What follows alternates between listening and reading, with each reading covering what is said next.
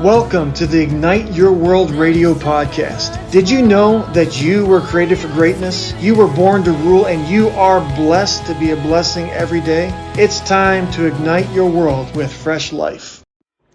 Hello, my friend. I hope you're well.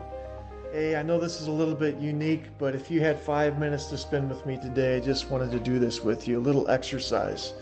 So when you get a chance, if you can just listen to this with me and do this with me, that'd be great. There's so much going on outside us and inside us right now. The noise can be overwhelming.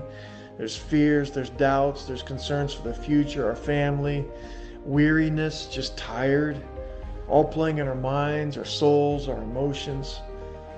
These questions, why is this happening? And that usually doesn't end well. Ends up with me being frustrated. Or what if this happens? And that's usually a negative scenario. I end up using my imagination for something negative. And so I just wanted to practice something with you if you're up for this.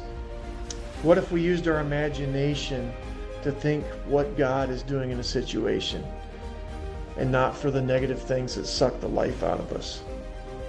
What if we gave God as much time dreaming with Him instead of thinking about all the negative things that could take place?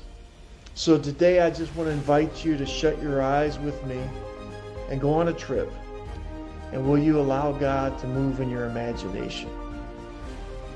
So Holy Spirit, we just invite you to come and speak to us in the middle of this. We shut down all the other voices and we come into God's presence together right now. In Hebrews chapter 4:16 it says, "Let us come boldly to the throne of our gracious God. There we receive mercy, His mercy, and we will find grace to help us when we need it most." You and me, we're sons and daughters of the King who loves us, the King who gave everything for us. We're His kids. So right now we shut down all the other voices and the noise and we run into the throne room of our Father. The news, the fears, the worries, the thoughts of hopelessness, all those vanish. When we go into the throne room, the only voice that speaks is the King. Everything else is silent. Philippians 4 says, don't worry about anything. Instead, pray about everything. Tell God what you need and thank Him for all He's done. Then you'll experience God's peace, which exceeds anything we can understand. So right now, let's just run into God's presence. I want you to picture yourself running into His presence. Even as a child, you run up and you jump on your Father's lap. And you begin to just talk to Him about the worries, the concerns, even the fears, and give all that to Him and say, it's yours, God. And then what I want you to do is just look Him in the face and say, God, what are you doing in this situation? And then listen, let Him speak to you. What are you doing in this relationship, in this circumstance? And let Him speak to you.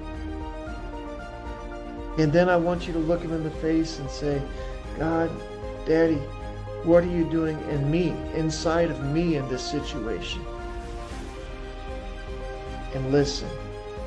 And as we listen, God will speak to us. And He'll begin to change the way we think, the way that we feel, the way that we see. And then the third question I want you to ask is, God, what do you want me to do in this situation? I give Him the things that are too big for me to carry, and He gives me an assignment of what He wants me to do in that situation. And sit and listen. And as we dream with God, and as we listen to Him, God is able to move in our lives because we're opening the door to Him, not to the fears, the worries, the concerns.